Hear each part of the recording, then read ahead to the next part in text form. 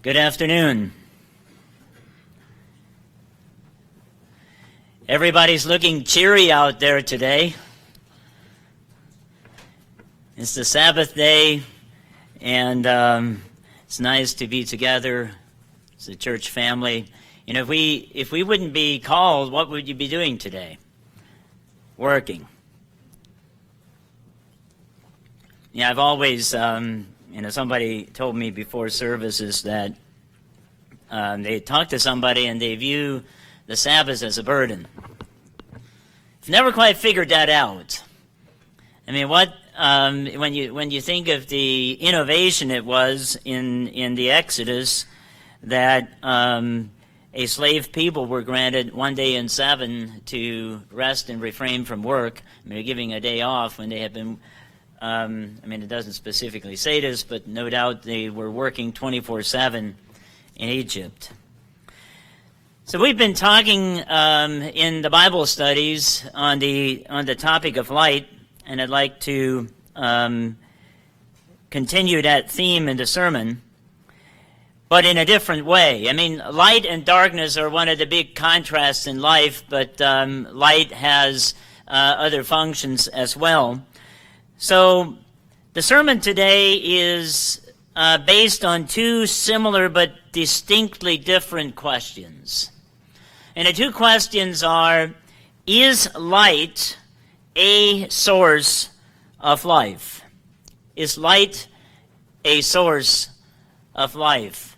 And then there's a very similar question but distinctly different. And this question is light the source of life?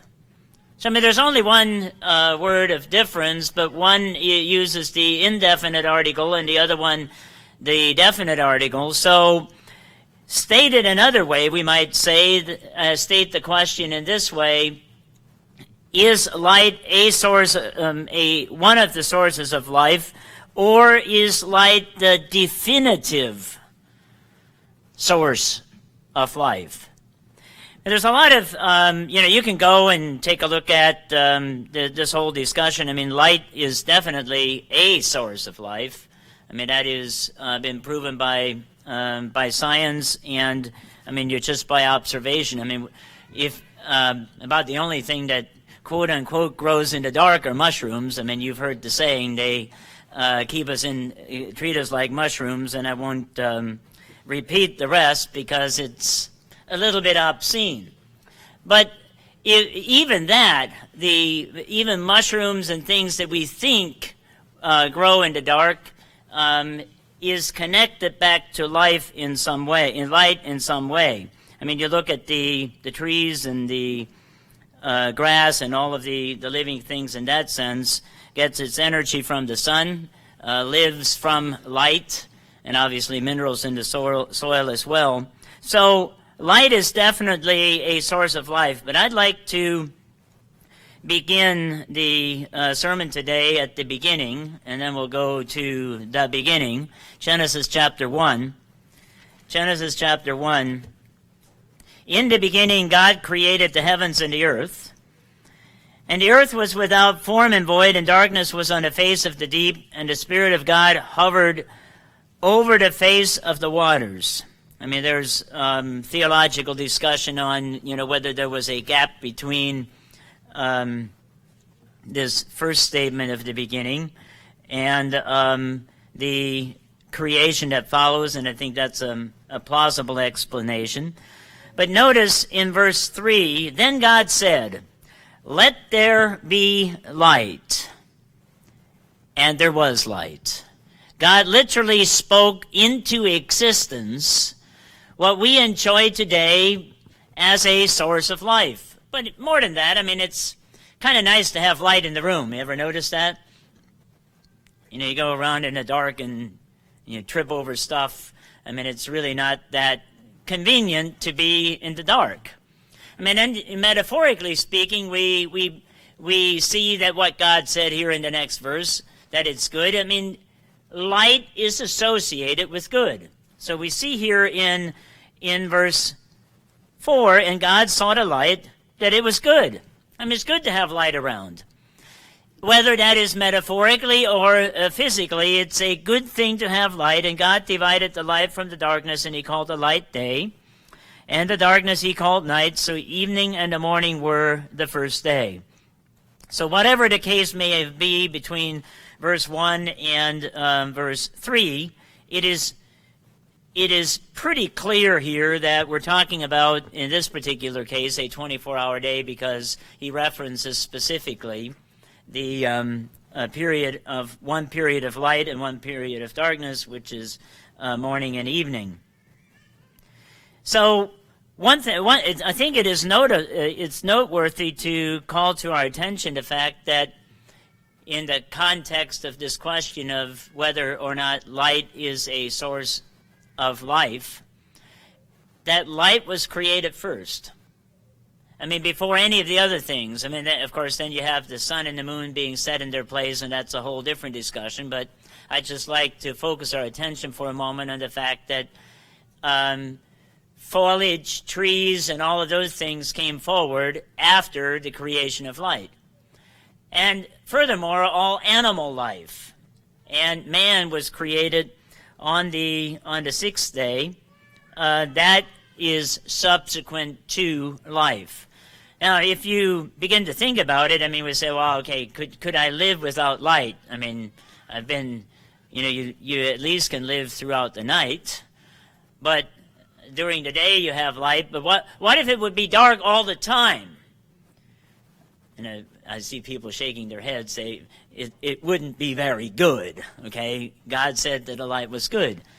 So, I mean, for a period of time, I suppose we could live, but we consume, in order to be able to live, we consume plants and animals either consume animals who consume plants, but ultimately it goes all the way back to the foliage and the plants that are grown by generating photosynthesis and growing stuff. So you can see the connection going right back to it, and I find it interesting that you have a cohesive account here in Genesis. I mean, think about how simple life would be if we just believe what Genesis says. I mean, we wouldn't have to debate whether or not God exists and get into complicated arguments. I mean, it's pretty clear here.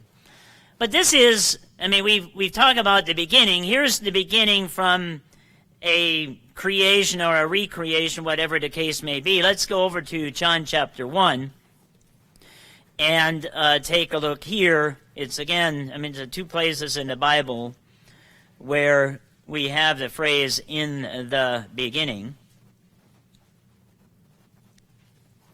And we're just going to take a little bit of a survey here on the topic of light in the Bible. I mean, by no means a all-inclusive account, but we'll take a look at a number of the relevant scriptures, all the while asking the question on whether or not light is the source of life. In the beginning, verse 1, was the Word, and the Word was with God, and the Word was God. This is not only going back in time the farthest that the Bible does, but it's also an astonishing statement when you think about it. You know, you have this, in the beginning was the Word, and the Word was with God, and the Word was God. He was in the beginning with God. Verse 3, all things were made through him. This Logos, the Word, made everything. And just to be sure we don't misunderstand or misconstrue what everything, that the word all, the Bible does this a lot, it restates things. All things were made through him. I mean, that's a definitive statement. But it basically states the reverse. And without him, nothing was made that was made. And in him was life. And the life was the light of men. So now it connects the light of men back to life. And the light shines in the darkness, and the darkness did not comprehend it. There was a man sent from God whose name was John. And this man came for a witness to bear witness of the light, that all through him might believe. So John the Baptist testified, as we know, 6 months ahead of the arrival of Jesus Christ on the scene. And his purpose was to bear witness of the light. And notice in verse 8, he was not the light. John even said that he was not the one to come, but rather the one to bear witness. He was not the light, but was sent to bear witness of that light. That was the true light, which gives light to every man who comes into the world. So we see here a connection between life and light, and now it comes down to you go from the individual word, the personage that was with God, that was the giver of life and the giver of light, and then it goes across and comes to individual men. It says here that the true light, which this word was, gives light to every man that comes into the world. So that makes a pretty strong statement, I think, or a pretty strong argument for the fact that light is at least a source of life. Because light comes from the light and is given to every man individually. We even use this as a manner of speaking, don't we? She lit up. That can mean anything from, somebody getting really angry to lighting up in the romantic sense to a whole host of things. It's interesting when you start thinking about, how we use this terminology down through time, and you look at a baby. We've just had 6 grandchildren running around and 2 one-year-olds, and even a 1-year-old or even younger than that, you can see the light in their eyes. And when there is once there is no light in the eyes, death. When the light goes out, we say that as well, there is no longer life. And you can tell a lot by looking people into their eyes and the light, if you will, in their eyes on their mental and physical health. If you ever noticed the pictures that we get from out-of-the-way places like Africa, where people are, just under a lot of duress and in abstract poverty and starvation, have you ever noticed how their eyes look? The eyes, there's still light there, but I don't know quite how to describe it. It's kind of like almost a dull light that you see because, their life is that hard. But there is a connection here, a very strong one, according to the Bible, because the true light, Jesus Christ, gives light to every man in the world. Verse 10, and he was in the world, and the world was made through him, and the world did not know him. Continuing in verse 11, and he came to his own, and his own did not receive him.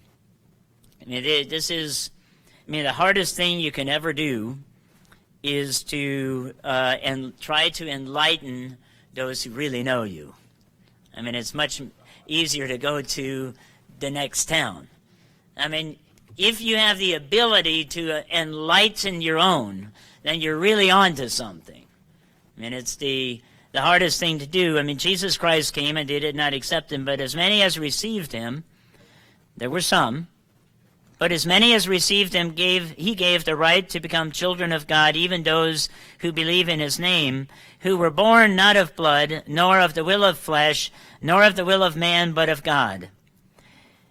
And here we have the ultimate statement in this particular passage. And the Word became flesh and dwelled among us, and we beheld his glory, as the glory of the only begotten of the Father, full of grace and truth. The Word that was with God is described as the light that came to be, as we will see in a minute, the light of the world. And by extension, I mean, we have everybody that is alive has, by extension, a little spark of that light.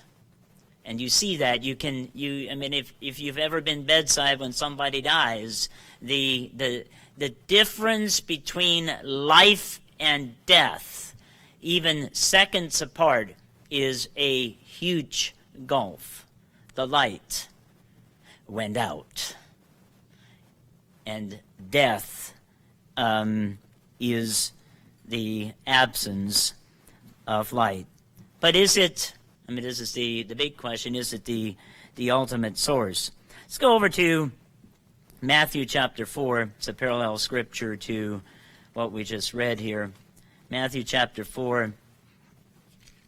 I mean, there are so many different accounts of light in connection with Christ and his birth. For example, when, if you read the account of his birth in Luke,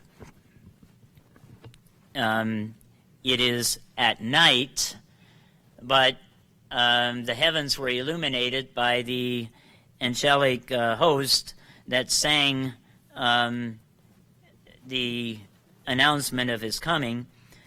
Look in Mark. Let's go back to Matthew chapter 4. We have the account of Jesus Christ being tempted, and he went out into the wilderness and fasted for 40 days. I mean, that is a remarkable feat in itself.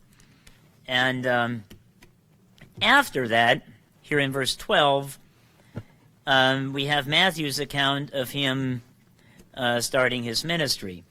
Now, when Jesus heard that John had been put in prison, he departed to Galilee, and leaving Nazareth, he came and dwelt in Capernaum, which is by the sea, in the region of Zebulun and Naphtali, that it may be fulfilled which was spoken by Isaiah the prophet, the land of Zebulun and the land of Naphtali, by the way of the sea beyond the Jordan, Galilee of the Gentiles, the people who sat in darkness saw a great light. I mean, this was a prophecy about Jesus Christ being the light of the world before he actually came to be the light of the world. But when he came, I mean, the whole region was astonished by him. Notice in verse 16, then the people who sat in darkness saw a great light, and upon those who sat in the region and shadow of death, light has dawned.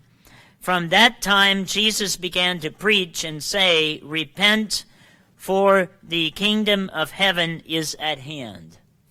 So the light of the world came to the region as it was prophesied, and he began to enlighten them, pardon the pun, with respect to the kingdom of God and life to come. So we see that light connects back to the past and is part of the message, and connects to the future, in which life eternal will abound. So we have this whole spectrum. I mean, the other thing you could say is you take a look at the Bible, and the very first thing that was created on the first day of creation was light. And then you go to the book of Revelation, which we will later in the sermon, and it's almost like, there's light throughout the entirety of the Bible. The question is, what is the function? Let's go over to John chapter 8. John chapter 8, we'll pick up a few more verses here.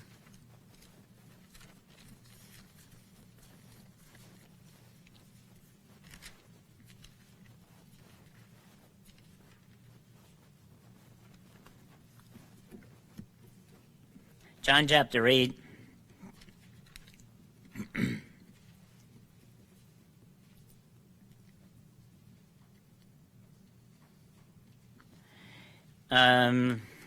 Actually, if we look at the context here, I mean, it's interesting.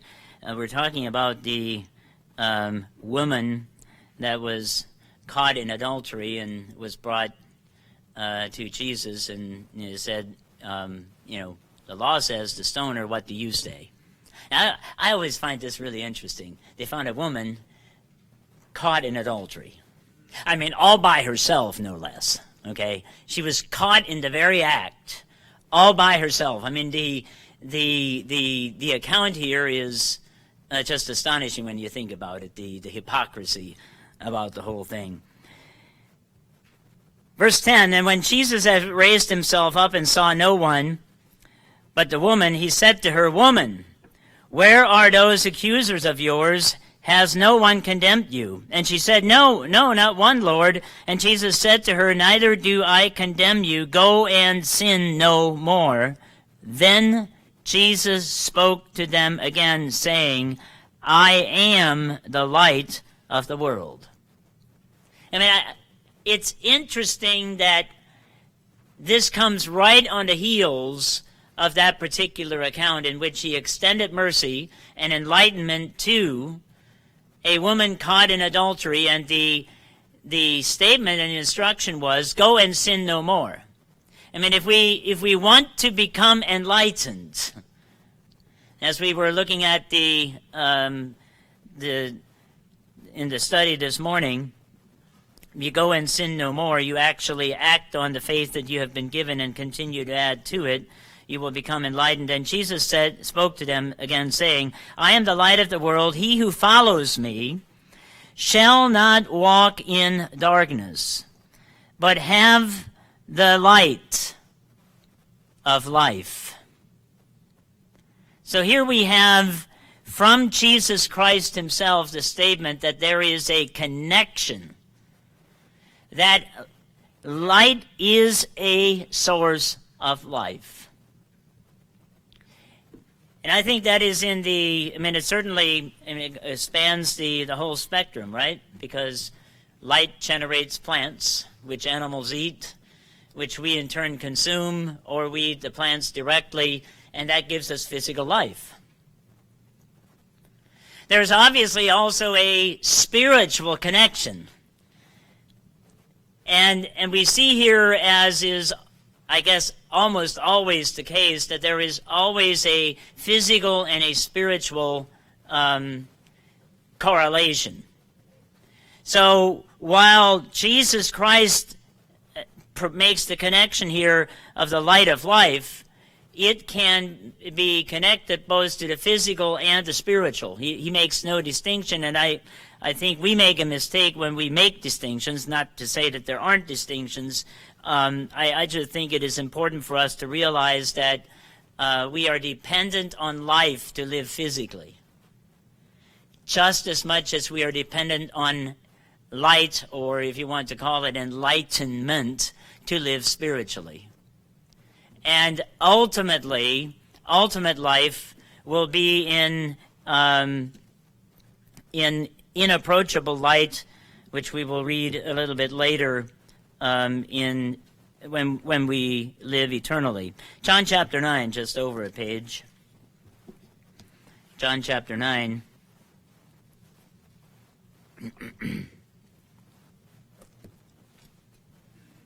Here we have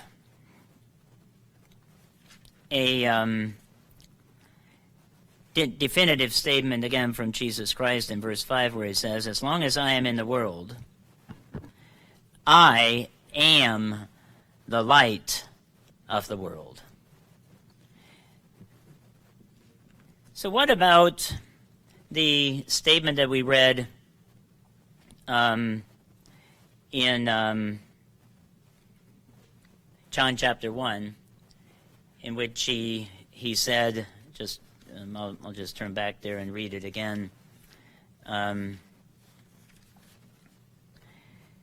chapter 1, in verse 9, it states, that was the true light which gives light to every man who comes into the world. So if Jesus Christ is the light of the world, what about us?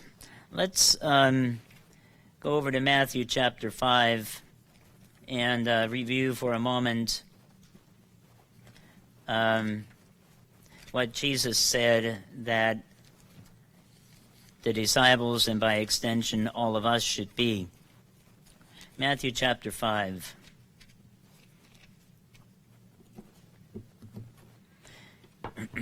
Here we have the listing of the Beatitudes, or the beautiful attitudes, as some have called them. And then in verse 13, he says, "You are the salt of the earth, but if the salt loses its flavor, how shall it be seasoned? It is then good for nothing but to be thrown out and trampled underfoot." Verse 14, "You are the light of the world." Now, Jesus said that he is the light of the world. Here he says that you are the light of the world, so which is it? It's both. The expectation that we follow him and represent him in every respect, in being and in action, is depicted here in the fact that he says that we are lights. Notice he didn't say that you are to be like a light, but he said you are the light of the world. A city that is set on a hill cannot be hidden. So if we think that we can live our lives in hiding and fulfill the requirement of being a light of the world, we are just mistaken. I mean, what tends to happen when we go into hiding is we darken, we pull back from being like Jesus Christ so that we do not become noticeable. You know, anybody in any century that lives like Jesus Christ is going to be radical. I mean, it is a radical lifestyle that will automatically set you apart. And he says that a city set on a hill cannot be hidden, nor do they take light, nor do they light a lamp and put it under a basket, but on a lampstand, and it gives light to all who are in the house. Let your light so shine before men that they may see your good works and glorify your Father in heaven. So now let's just take a look at a couple of things that are mentioned here. It says that this light that we are to be is to give light to all who are in the house. So in the same way that Jesus Christ said that he would give light to every man, if I'm reading this correctly, it says that we are to give light to all who are around us in the house, in our community, and in the space in which we live. Now think about the implications.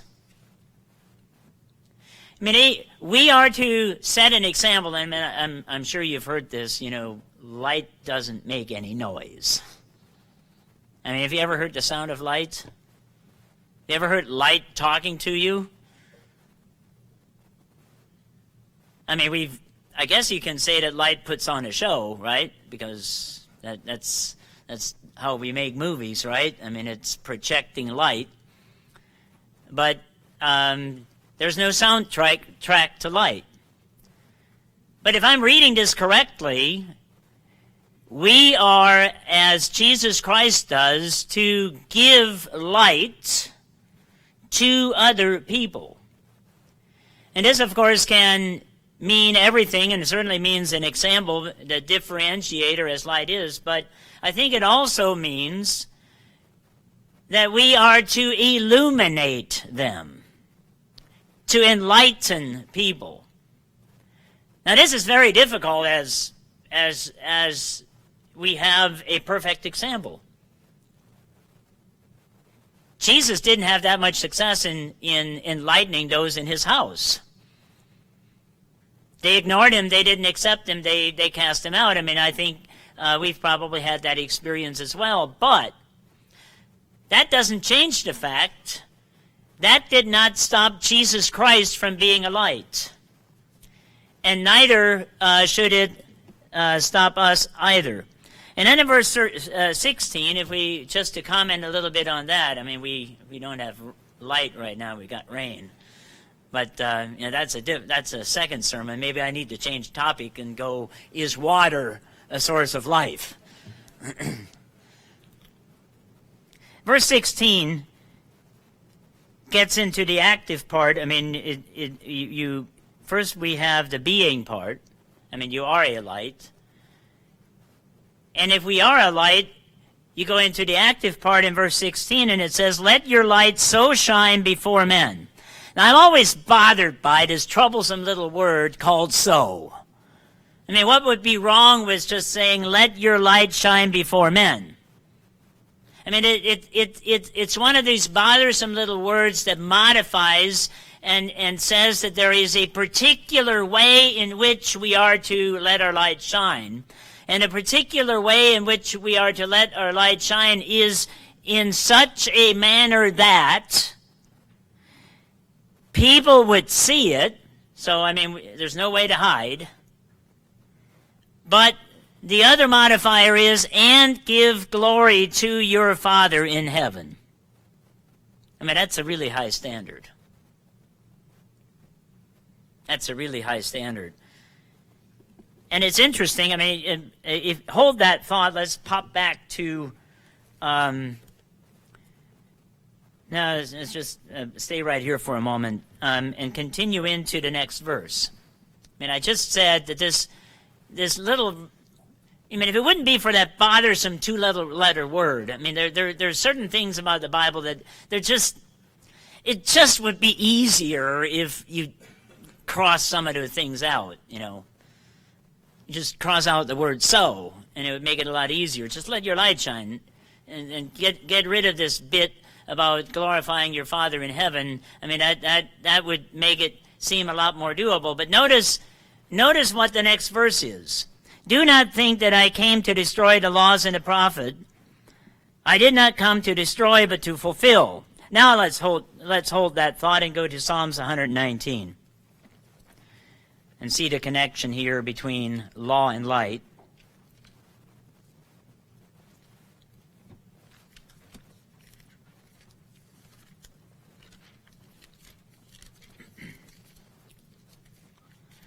Psalm 119, and we'll look at verse 105. There are a lot of verses here. Your word is a lamp to my feet. Your word. Think about what we just read in John. The written word of God is a lamp to, in this case, David's feet. But the incarnate word, Jesus Christ, was a literal light to the world. So you see the consistency between Old and New Testament. You know, we were reading about the Word, which was the second person of the Godhead, that became Jesus Christ. And here we have the written Word. Your Word is a lamp to my feet and a light to my path. So the idea of the law being light, illuminating, is not a New Testament concept. It was an Old Testament. In one sense, it was the fundamental purpose of the Torah, if you will, was to enlighten a world that was pantheistic and idolatrous and murderers and, you know, everything that you can imagine. I mean, we look back at the law, and a lot of this is Christianity's fault because we, pardon the pun, they fault the law, and it's their fault. It's our fault. Maybe we should take responsibility in part as well, because, you know, we look back and you see statements like eye for an eye and tooth for a tooth, and, you know, any number of other things, but let's just stay with that. In that culture, limiting revenge, an eye for an eye, tooth for a tooth, was actually enlightening. I mean, if you let human nature just have its course without any self-control, if somebody came and punched out the eye of your daughter, I mean, you can be pretty sure that most human, if you just let me give you an example. Let's think about the barbarous Germanic tribes in Germany in the Middle Ages.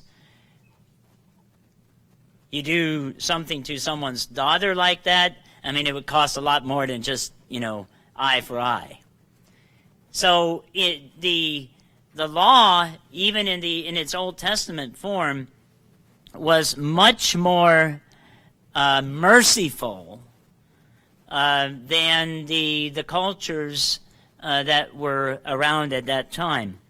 But coming back to Matthew chapter 17, notice with respect to letting our light shine, Jesus Christ immediately ups the ante, if you will, in verse 18. For assuredly I say to you, till heaven and earth pass away, one jot or tittle will by no means pass from the law till all is fulfilled. Whoever therefore breaks one of the least of these commandments and teaches men shall be called the least in the kingdom of heaven. But whoever does and teaches them, he shall be called great in the kingdom of heaven. For I say to you, that unless your righteousness exceeds the righteousness of the scribes and the Pharisees, you will by no means enter the kingdom of heaven. So if we go back to that little word so, in this particular context, I mean, you look at the scribes and the Pharisees and all the rigors and rituals that they legalistically held to. Jesus Christ said that our righteousness has to exceed that in order to be an illuminating light that will cause people to see and then praise our Father in heaven, glorify our Father in heaven. So, I mean, that's kind of an abstract philosophical context up until this point, but Jesus gets into the specifics. How is this done? You have heard that it was said to those of old, you shall not murder, and whoever murders shall be in danger of judgment. But I say to you, that whoever is angry with his brother without cause shall be in danger of judgment. That's what we call the spirit of the law. So let's drop down to verse 27. You have heard that it was said of old, you shall not commit adultery. I mean, this was the specific commandment protecting relationships and family. I mean, this was also from the Old Testament law. It's really, I've got competition. I mean, yeah, that's okay. Just look around for a minute. I mean, it's really coming down. It's very good for our corn crop. The farmers will love it. Okay, we'll get back to the sermon. You have heard that it was said to those of old, you shall not commit adultery. But I say to you, whoever looks at a woman to lust for her has already committed adultery with her in his heart. Now, that takes it up a couple of notches. I mean, that is illuminating at a much different level. I was having a debate with some community folk with respect to, I mean, the letter of the law versus the spirit, and the anytime you go down this road of, okay, the letter kills. I mean, that's true, but so we keep the spirit of the law. Oh, you do, right? Okay, so tell me give me an example, and I cited this, and I said, okay, so give me an example of how to keep the spirit of the law of adultery, And what you're telling me is we don't have to keep the letter, right? Now, what red-blooded man wouldn't think that's a great idea, okay? I mean, you see, when you get into discussions like this, you have to have practical examples to show why that is just not true. I cannot think of one instance where it's possible to keep the spirit of the law without, by default, also keeping the letter. And that, it connects back to this word so. When we begin to do these things, we are exceeding the righteousness of the scribes and the Pharisees and being a light to those in our house. And to the extent that we don't do that, obviously we're casting a shadow across the room and bringing not glory. They will not glorify our Father in heaven, but rather do quite the opposite. So we come back to our question. If we, as Jesus Christ says here, that we are to be lights, that's to be our state of being, and as he says, we are to let our light so shine, that's the active part. In doing so, do we become the or a source of life? That's a challenging version of the question. Would you go that far? That you're a giver of life? Is that true? If light is somehow connected to life, if light gives life, and we are to let our light shine to those in a room, then, it logically follows that in some respect, we become a giver of life. And, I see you become, a little bit, uncomfortable. That's okay. Just stay with me for the moment, and let's talk about what we say and what we do. Have you ever heard the term, she's the life of the party? Okay?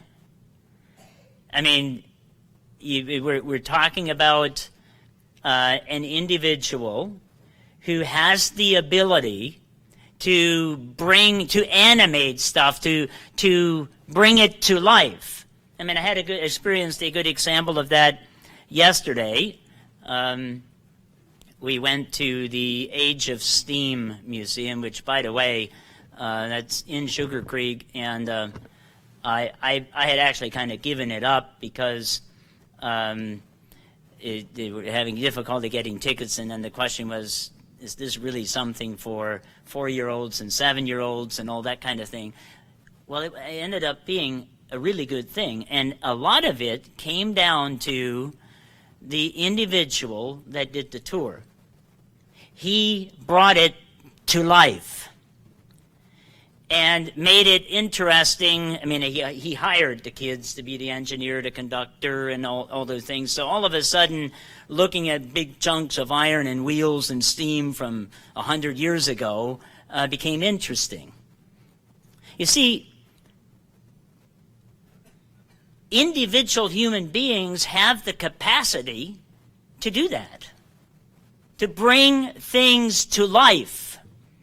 And that is something that Jesus Christ specifically commanded us to do. Some personalities are more inclined to do that just naturally than others. But, you talk about the scale of introversion to extroversion. Of course, I'm a very introverted person. I know you all know that, okay?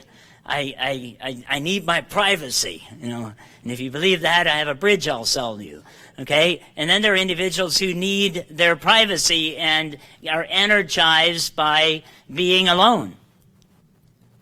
Both ends of the spectrum can be a light, because a light doesn't have to talk. Nobody has to do what I'm doing just now, trying to distract you to keep your attention in competition with natural forces outside called rain.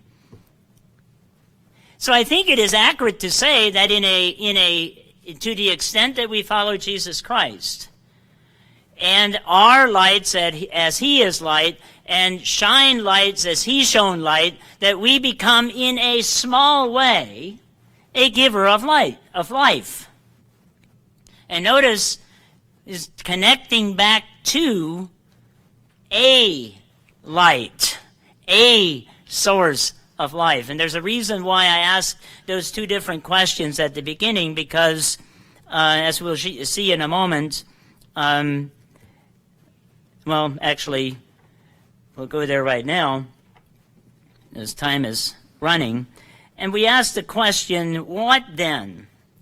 I mean, if all of these things, I mean, Jesus Christ as the incarnate on earth was the light of the world, we are to be the light of the world, that would all go under the category of, is light a source of life? And the answer would be yes. And then you go by extension and you look at individual human beings just in our physical interaction. You know, you can bring things to life.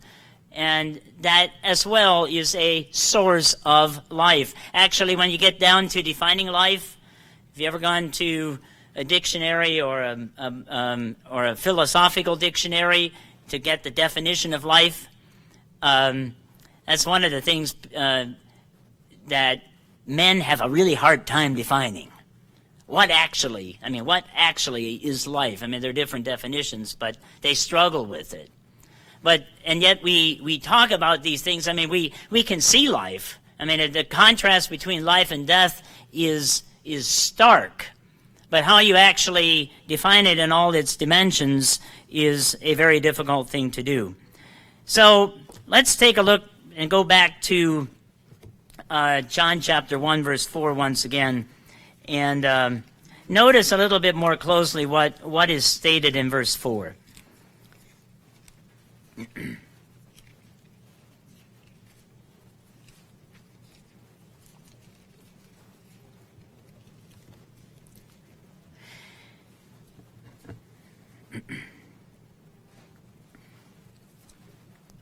Now, after verses 1 through 3, in which you have God and the Word, and the Word was with God, and the Word was God, and you have all of that, verse 4 makes a definitive statement, and it says, "In him was life, and the life," this referring specifically to him, "and the life was the light of men." So what we see here, if we're reading this correctly, is that while light is connected and a source of life, the source of life rests in him.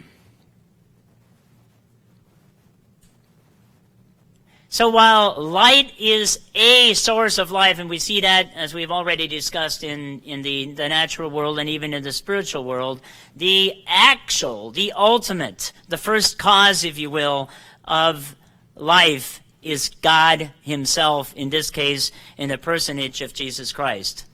And this is an interesting question as well, because in verse 4 here, it makes a specific reference back to the Word, not specifically back to God the Father. So if Jesus Christ, the pre-incarnate Jesus Christ, the Word, is the definitive source of life, what about the Father? Let's go over to John chapter 5. Jesus Christ answered that question.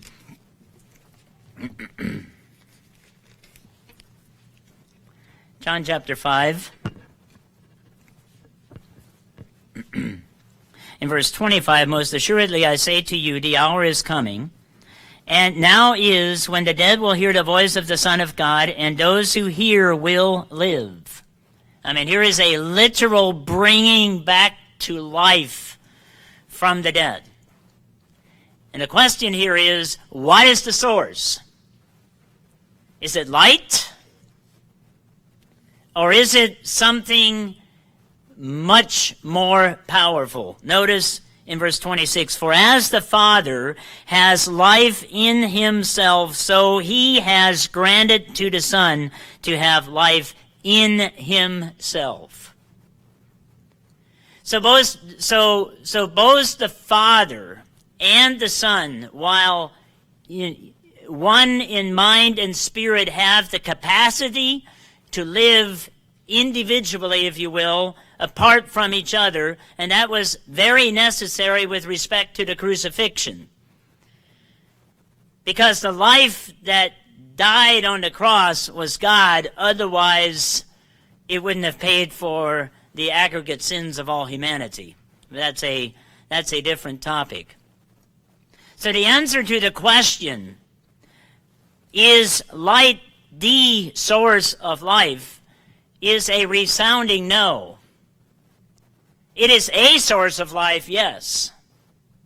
In many different respects, including all the things that we experience and live by, down to, the life of the party.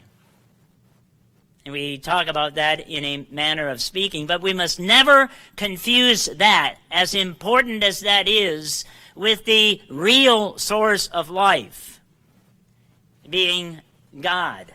Pre-incarnate, incarnate, and if I can make up the word post-incarnate after the resurrection. So let's go have a look at that over in 1 Corinthians chapter 15.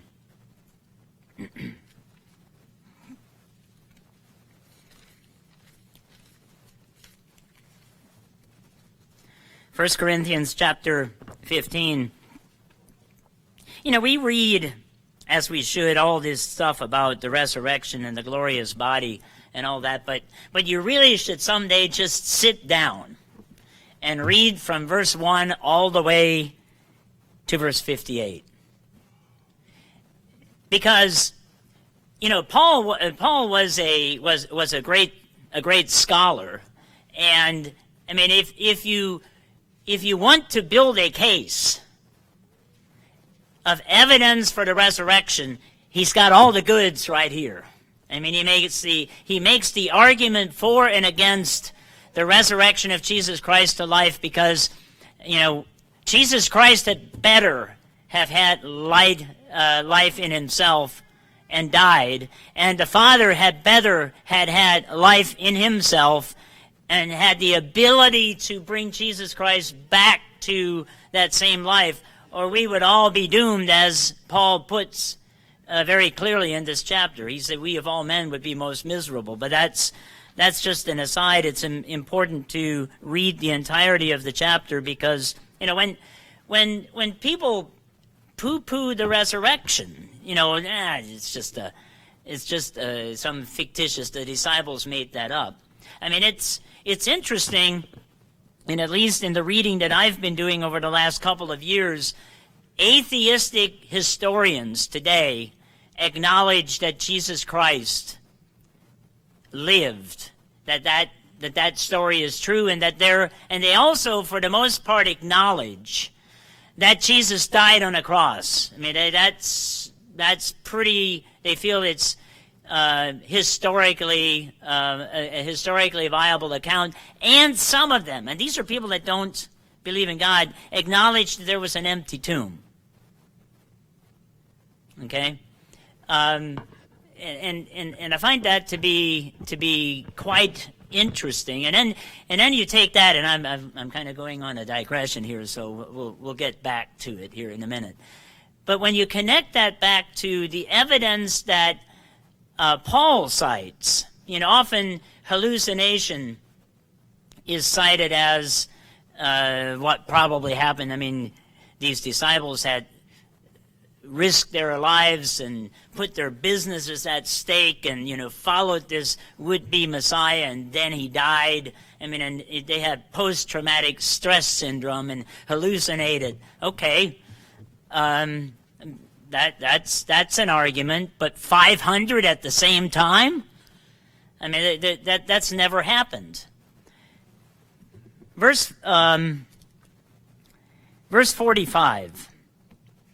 And so it is written, the first man, Adam, became a living being. So Adam was imbued with the breath of life and lived as a man. I mean, he was the first man. And, he, in his own way, he was made in the image of God. So he, along with Eve, one could argue, was the source of all life, humanly speaking. Because all peoples descended from them, so he, in that sense, was a source of life. And he was able to live because he ate vegetables that light had created. So you take it back to that question. The first man, Adam, became a living being. The last Adam became a life-giving spirit. So if we go back and you look at the steps here, you have the source of life. In John chapter 1, verse 4, where it says that in him was life, who became, in verse 14, incarnate, became flesh, and even as a fleshly human being, said that the Father had granted him authority to have life in himself. But then after this incarnate Christ, with life in himself, died on the cross for your sins and mine, he once again became a life-giving spirit and went back to the glory that he had before the world was, as he prayed to his Father the night before his crucifixion. So while light is a source of life, the definitive source of life is none other than Jesus Christ and God the Father. Just a couple of other scriptures here, and then we'll wrap it up. John chapter 6.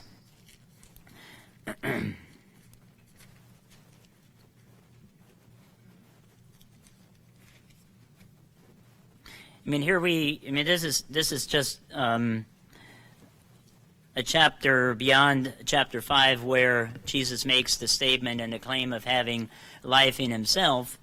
And then we come down to verse 44, and here we see, again, the interaction between Jesus Christ and God the Father. We see different roles. We see that here in verse 44, it is the Father's role to call. That is a prerogative for which he has reserved the exclusive right to. No one can come to me unless the Father who sent me draws him, and I will raise him up at the last day. Now, in order for those two things to happen, the Father and Jesus Christ have the ability to do different things, but to work in concert. And Jesus Christ is able to raise him up at the last day because the last Adam became a life-giving spirit, the ultimate source of all life in creation. Everything we see here, it is held in place and doesn't go into chaos because it's all held in place with the source of life. Notice, the whole chapter here, it talks about verse 48. He says, I am the bread of life. Your fathers ate manna in the wilderness and are dead. Manna in that case was a source of life. And again, that goes back to the light portion of it. I am the living bread which came down from heaven. If anyone eats of this bread, he will live forever. And the bread that I shall give is my flesh, which I shall give for the life of the world. So the distinction, in one sense, the two questions seem so similar. But the difference between the two in the ultimate sense is very stark. Because it unequivocally makes God, and in this case Jesus Christ, the creator of all. And that is the big innovation of the Torah as well, the Pentateuch, or the first 5 books of the Bible, depending, whether you refer to it in the Hebrew, Greek, or English. The God of the Bible is revealed as the creator of nature, and apart from it, as instead of a God in nature, which all the other gods were a part of.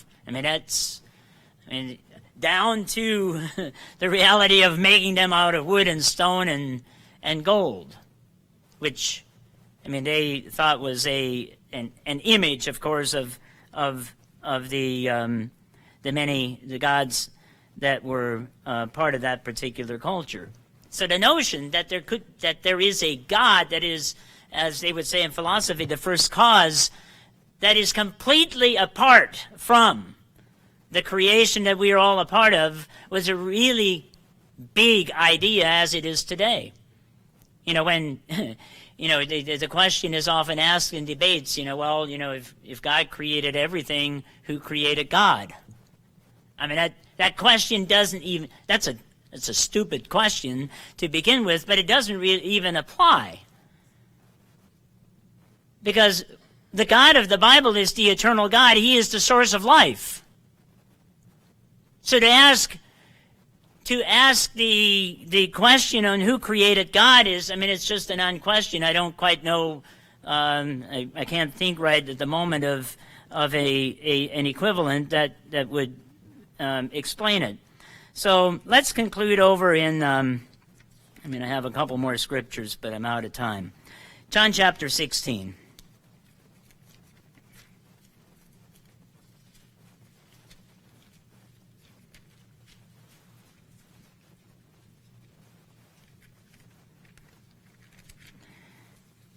John chapter 14. Excuse me, I misspoke. John chapter 14. Here we have the famous encounter by Thomas. And poor Thomas, he gets such a bad rap. You have him slated. I don't know if it's because he was the guy that asked the first question, but if you read the account here, all the other disciples asked similar questions. I don't know why Thomas gets the bad rap for being doubting Thomas, because there was doubting Philip and doubting Peter and whoever else spoke here as well. But verse 5, I'm glad he asked the question. He said, Thomas said to him, Lord, we do not know where you are going, and how can we know the way? Jesus said to him, I am the way, the truth, and the life.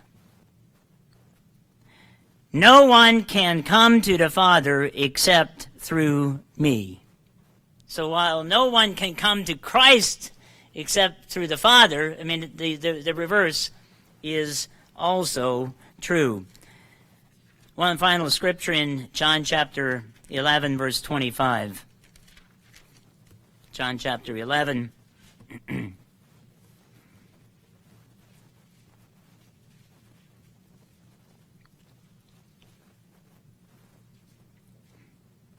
Verse 21, Then Martha said to Jesus, Lord, if you had been here, my brother would not have died, but even now I know that whatever you ask of God, God will give you.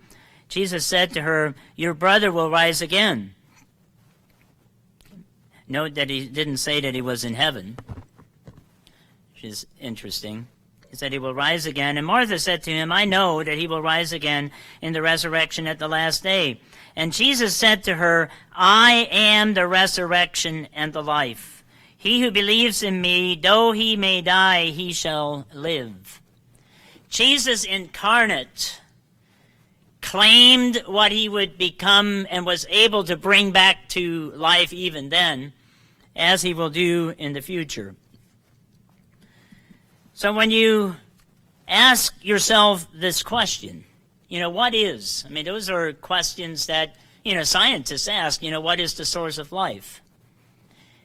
We ask two questions at the beginning. Is light a source of life? The answer is yes. In many different respects, as we surveyed today. But when you get to the second question, and you make it definitive, it's amazing what a indefinite and definite article can do to a question. When you get to the second question and you make it definitive and ask the question, is light the source of life? It is a resounding no. It is not the definitive, ultimate source of life, because as Jesus said, He is the resurrection and the life.